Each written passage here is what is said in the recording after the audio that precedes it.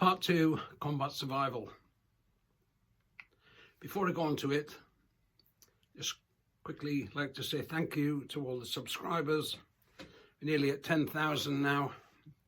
Another couple of hundred will be there. Absolutely amazing, and thanks to everybody. Some really good comments, and the odd one bad comment, but that's what it's all about. Some people like it, and I'm glad to say that you're finding it interesting.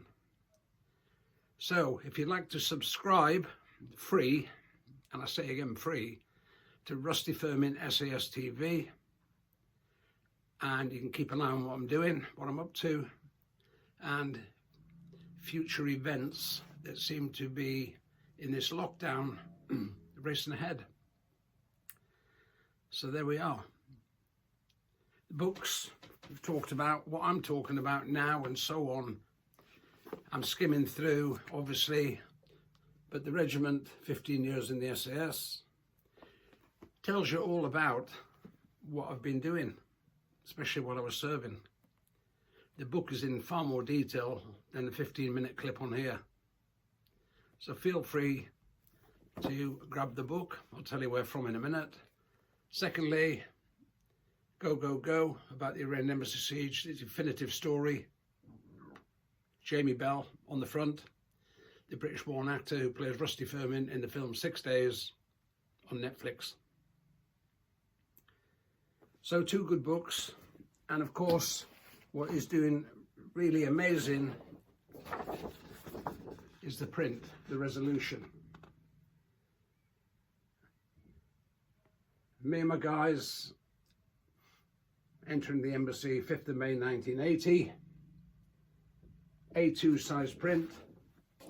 Again, just go to my website, www.rusty-firmin.org/shop, and see if you're interested. Okay, all the stuff, I'm now totally up to date on all the sign-ins. The last ones go out. Up to now, will go out on Tuesday. Obviously, there's no post tomorrow, otherwise I go tomorrow. So there you go. So I'm going to skip forward now to part 2. Remember yesterday we got up and to as far as just after the farmers in the Herefordshire and of course around the Brecon Beacons, they're all briefed on what's happening. You can't go running over land and the farmers not know about it. We mentioned it slightly, but these guys are hostile. Any friendly one you come across, mark my words, you just know that it's going to go back and you're going to be pinpointed where you were last seen. So hostile. Everybody in the training area is hostile. Okay? And if you treat it that way, I found it worked for me. And some of the colleagues I spoke to did exactly the same. First of all, you don't want to come across any of them. And that's why we decided that laying up through the day, no movement in the daytime, or very little, because you're going to be spotted. You've got a hunter force of a lot of lads looking to capture. Our job, escape and evade. We knew eventually that we either give ourselves up or we get caught and then you go into the interrogation phase. I was quite happy sneaking around the countryside, having a bit of kip through the day and then working all night. No torches, remember. However, you've got your brain, and if you really wanted it, you go for it. And that's what we did. So the farmers, hostile. Training area, it was all laid out where your training area is, so you knew exactly your bounds. You're caught outside there cheating, you're gone. Not worth it. You know what? I can hide under a bale of hay like anybody else can. So why risk getting caught outside the training area, because the only person you're cheating is yourself. And it could be a long-term problem, especially if you come this far and then didn't get through and make it through to the next phase.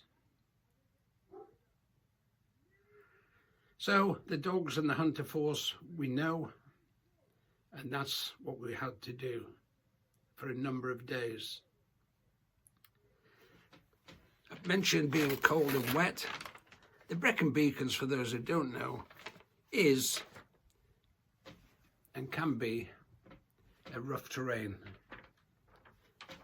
However, if you were escaping and evading for real, you're not going to have anything laid on, are you?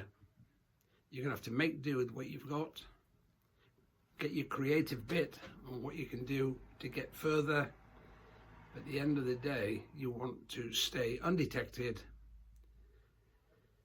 and evade everybody, which is what we did.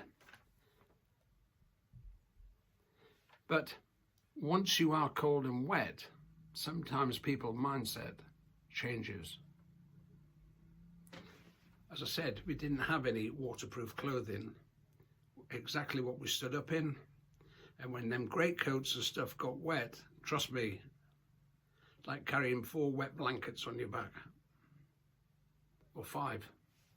I know a few blanket stackers. However, when they get wet, they get wet. And when those BD trousers, battle dress trousers get wet, there's nothing more uncomfortable. You've got the socks you stand up in. When they get wet, your feet are wet. Skin is waterproof. That's what I always believe in.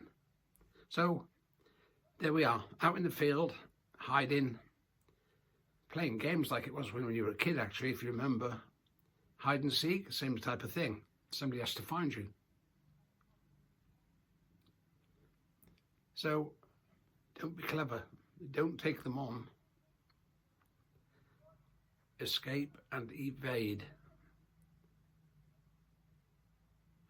And if you are picked up for whatever reason, barring injury, then you would be interrogated. It just starts earlier. Everybody's in place. I didn't know where the interrogation was going to take place. Have I got that far? No idea. That wasn't my point. My point was to stay undetected. Meet the agents at the RV points. And of course, if you do that, you get fed.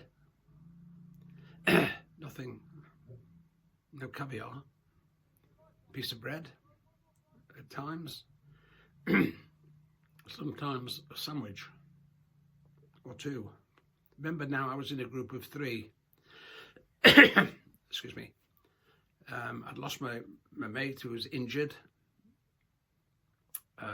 ill. He got picked up and taken away, which meant I was left on my own. The safest thing to do was to put you into another group, of which I joined another 2 guys. So there was 3 of us. Not as easy to hide 3 as it is 2, obviously, but it worked. And none of us were actually captured. So Geordie's gone.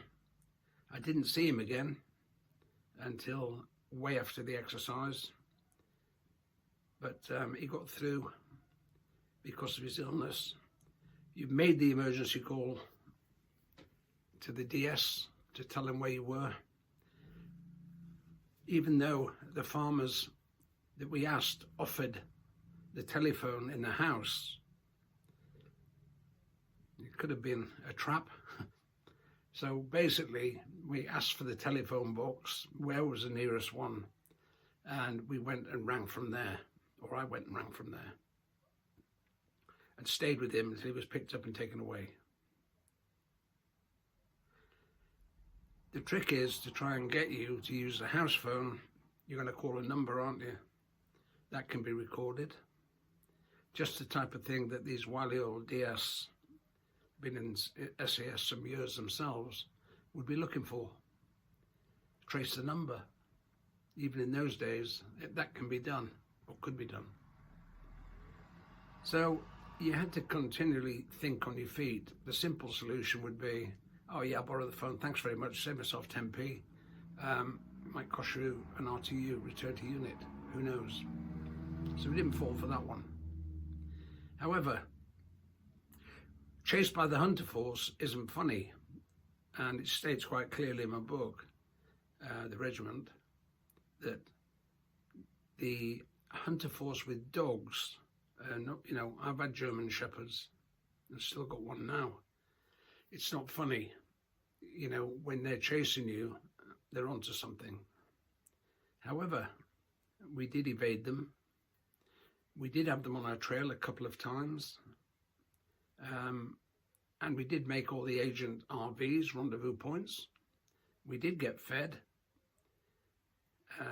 albeit not a stately meal, but that's what it's like.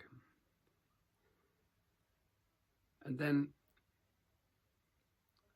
right at the end, the guys like myself and quite a few of the other guys,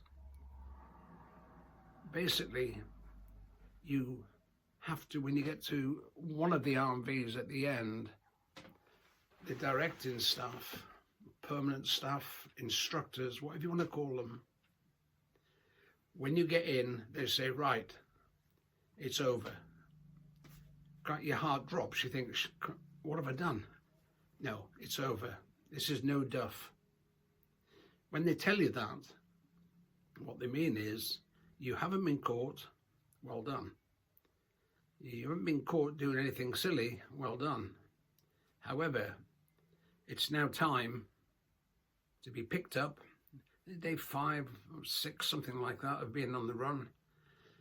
And then you're taken back, blindfolded, taken to a place where you will start your resistance to interrogation. I didn't know, you know, I knew a lot of things, but I didn't know where I was going. Hoiked into the back of a Bedford 4-tonner, along with the other guys, shuffling around. Well and truly blindfolded. DS sat there with you, so you can't sneak and have a look. If you do, you'll be binned. So another couple of hours journey. Where to? Somewhere. I don't know. Didn't know. Didn't care. I knew that I would still have my blindfold on, so the chances are I'm still going further than maybe some of the lads who didn't quite make it. And that will be the next story. So when I think about it, seriously, it was a great learning curve for me. I knew exactly what I was supposed to do. Yet again, we did it. We didn't get caught, but we've had to hand ourselves in voluntary so the next part of the exercise can start. There's no rest, I can tell you that. I'm going to leave it now that we're in the back of the Bedford 3-tonners going somewhere to be interrogated. Second part of the exercise. So with that, I was just thinking that in my book it mentions Operation Mikado, when we were going to head off to Argentina, 2 C-130s, hit the base there, which I've talked about, do our job, and then escape and evade to Chile over the mountains. Sounds easy. This would be one of the learning curves for me, and what I would have to expect, bearing in mind we're likely to have a few thousand RGs chasing us. Very likely. So think about it. Take it seriously. It ain't a game. And there we were, So the next one, Who Dares Wins, will be interrogation, resistance to interrogation.